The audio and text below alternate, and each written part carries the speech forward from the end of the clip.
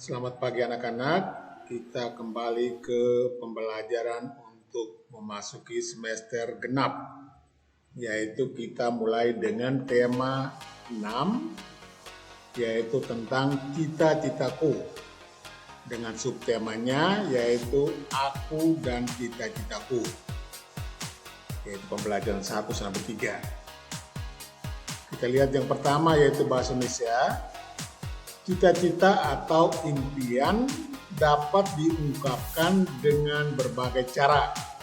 Salah satu caranya yaitu dalam bentuk karya tulis berupa puisi. Apa itu puisi? Puisi adalah susunan kata-kata indah yang berisi ungkapan perasaan, keinginan, impian, dan imajinasi seseorang. Puisi biasanya mengandung makna atau pesan yang ingin disampaikan oleh penulis kepada pembaca. Puisi sendiri memiliki beberapa ciri, yaitu penyusunan baris dan bait, serta bahasanya terikat oleh irama dan rima. Puisi terdiri atas bagian-bagian yang merupakan kumpulan kata-kata dan disebut dengan baris puisi. Baris-baris puisi ini terkumpul menjadi bagian-bagian yang disebut dengan bait puisi. Bait berfungsi untuk memisahkan topik-topik atau ide gagasan yang diekspresikan dalam bentuk puisi. Contohnya bisa kalian lihat situ, ya baca sendiri bisa ya. Nah, di situ kamu bisa lihat sendiri bisa. Di situ masing-masing itu ada baris puisinya. Kemudian berikutnya yaitu jika kita mengamati puisi tersebut, puisi di atas itu, kita akan menemukan keteraturan bunyi vokal. Kata yang terakhir ya, peraturan bunyi vokal kata yang terakhir dalam setiap baris, di mana Mister sudah buatkan dicetak tebal itu bunyi vokalnya. Yaitu puisi memiliki irama dan rima. Irama itu apa? Irama adalah keselarasan bunyi pada puisi yang dibentuk oleh pergantian tekanan kata. Kata irama ya, berhubungan dengan panjang pendeknya bunyi serta kemerduan bunyi saat membacakan puisi. Sedangkan rima adalah persamaan bunyi yang ada dalam baris-baris puisi. Baris-baris puisi ya, di situ adalah rima. Sekarang kita lihat berikutnya yaitu menentukan jenis rima dalam puisi. Rima dapat dibagi menjadi beberapa jenis, yaitu yang pertama rima ABAB atau dikenal dengan rima silang. Puisi berrima silang berarti dalam bait puisi memiliki persamaan bunyi pada baris pertama dengan baris ketiga serta pada baris kedua dengan baris keempat. Persamaan bunyi rima tersebut terjadi secara berulang-ulang. Rima tersebut biasanya terdapat pada jenis puisi lama, seperti pantun. Nah, apa itu pantun? Pantun adalah sebuah bentuk puisi yang terdiri atas 4 baris dengan rima ABAB. Setiap baris terdiri atas 4 atau 5 kata. Rima ABAB dalam suatu puisi disebut dengan rima peluk. Rima ABBA dalam suatu puisi disebut dengan rima peluk. Jadi susunannya yaitu ABBA ya, diperhatikan itu. Bait puisi yang berrima peluk memiliki persamaan bunyi pada baris pertama dengan baris keempat serta baris kedua dengan baris ketiga. Nah, itu makanya dikatakan ABBA itu. Kita lihat berikutnya yaitu rima yang AABB. Nah, disebut juga dengan rima pasangan. Di mana bait puisi yang berima pasangan biasanya memiliki persamaan bunyi pada baris pertama dengan baris kedua. Kemudian baris ketiga dengan baris keempat. Makanya dikatakan AABB. Kemudian rima yang sama yaitu AAAA. Nah, ini disebut dengan rima terus.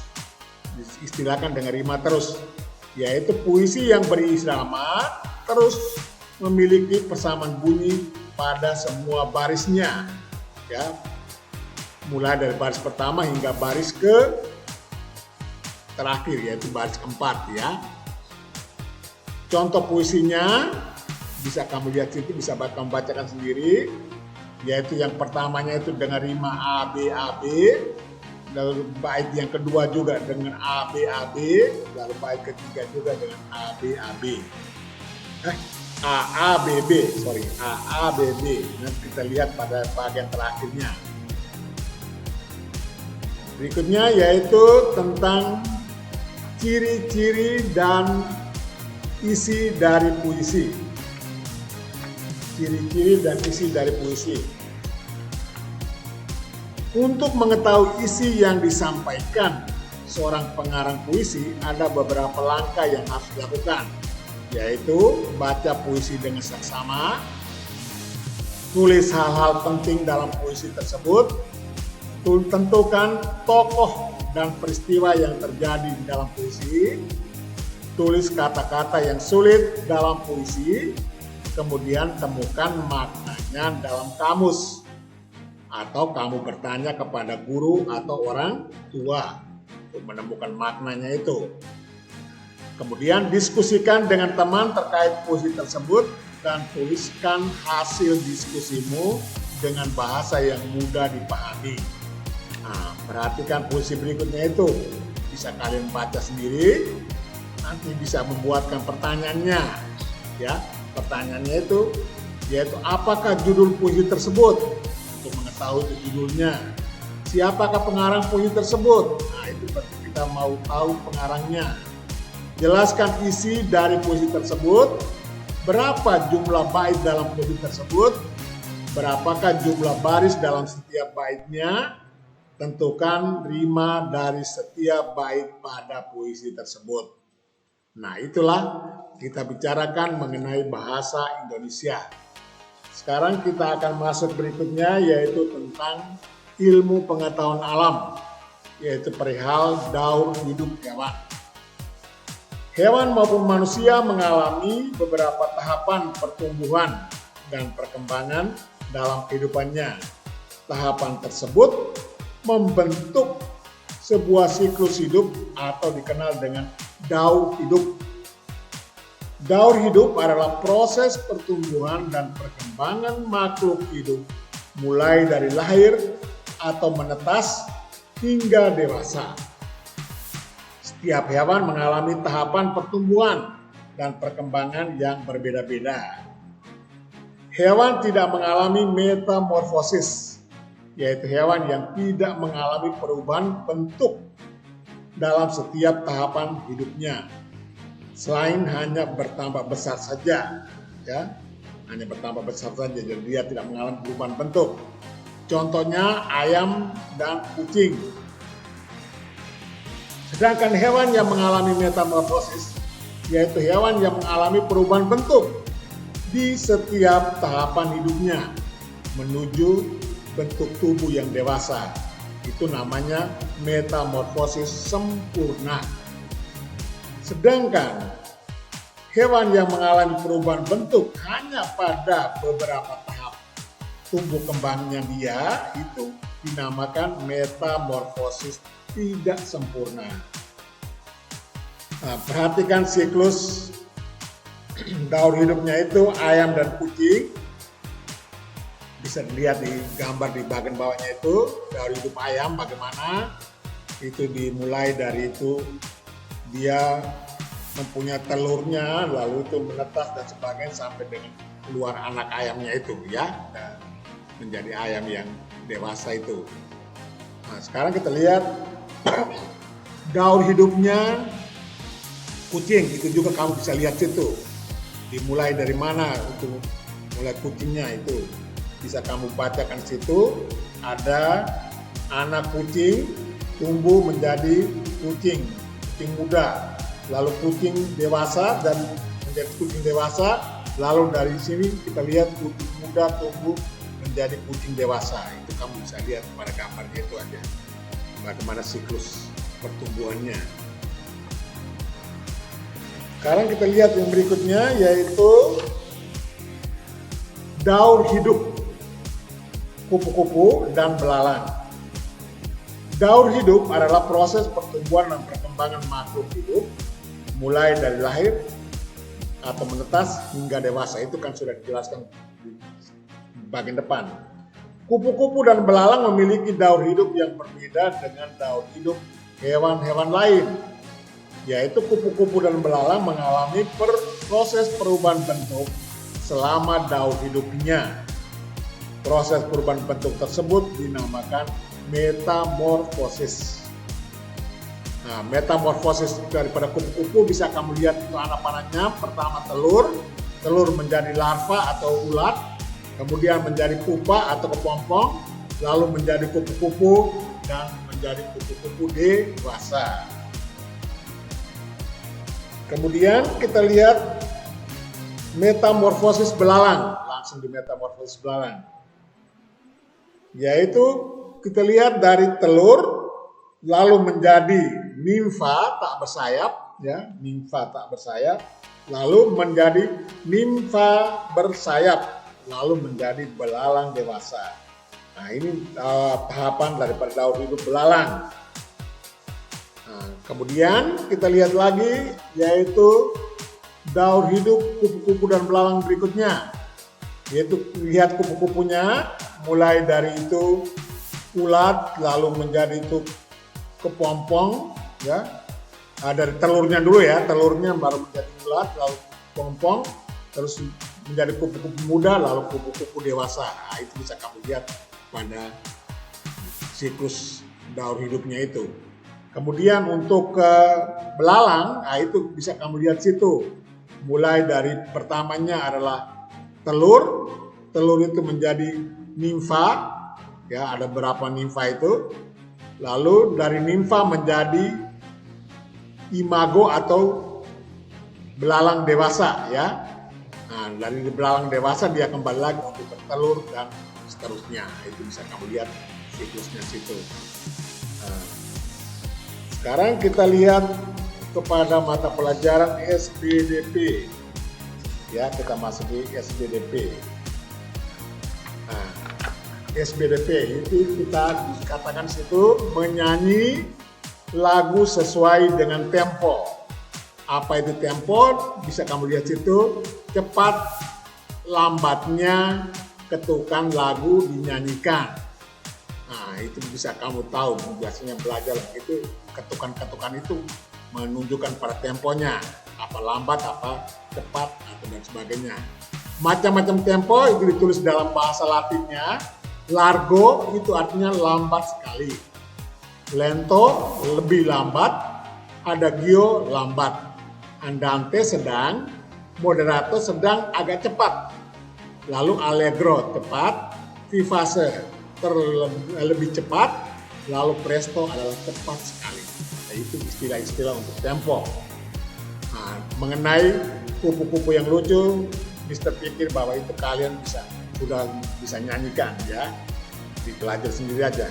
Berikutnya juga tik-tik bunyi hujan juga sudah kalian ketahui, bisa belajar dari situ. Kemudian kita datang kepada PPKN, ya, Pendidikan Pancasila dan Kewarganegaraan.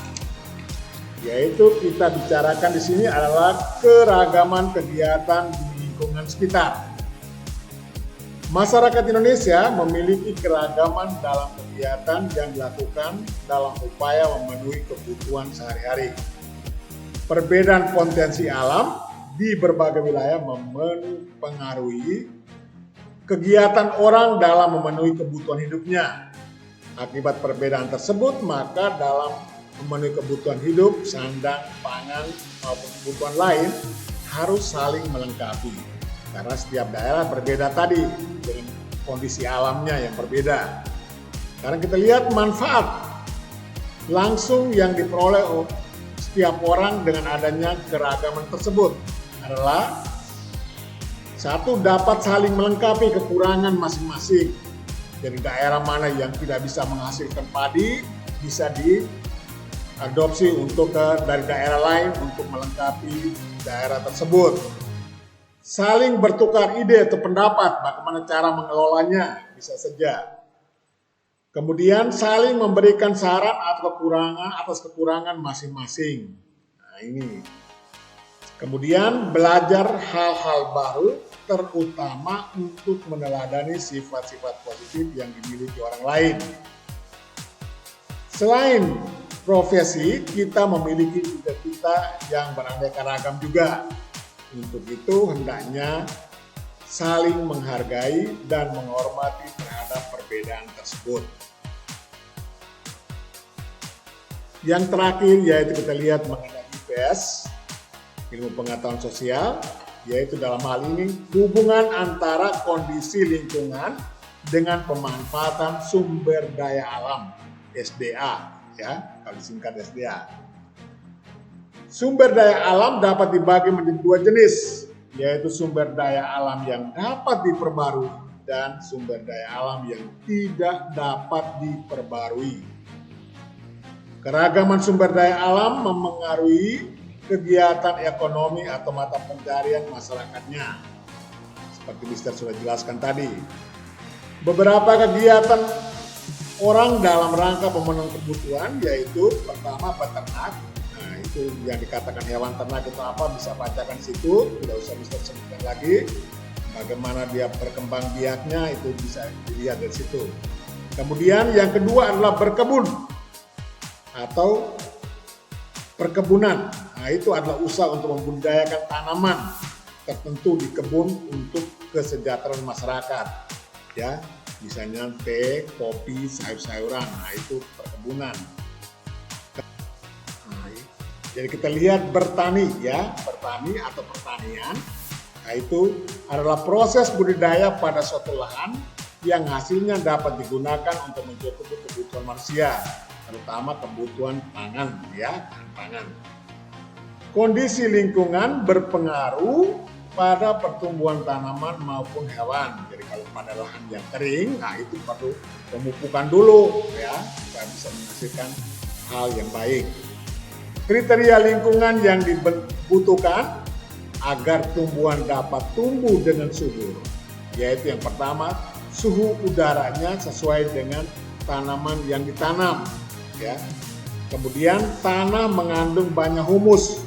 Humus itu apa? Adalah tanah yang sangat subur, terbentuk dari lapukan daun atau batang pohon di hutan hujan tropis yang lebat. Kemudian tersedianya cahaya matahari yang cukup untuk tanaman berfotosintesis. Karena fotosintesis butuh matahari. Tercukupinya kebutuhan air bagi tumbuhan. Itulah pembelajaran kita pada hari ini, dan nanti akan selanjutnya akan Mister sampaikan mungkin dalam bentuk PDF untuk pembelajaran 4 sampai dengan pembelajaran 6. Oke, sampai bertemu kembali. See you tomorrow.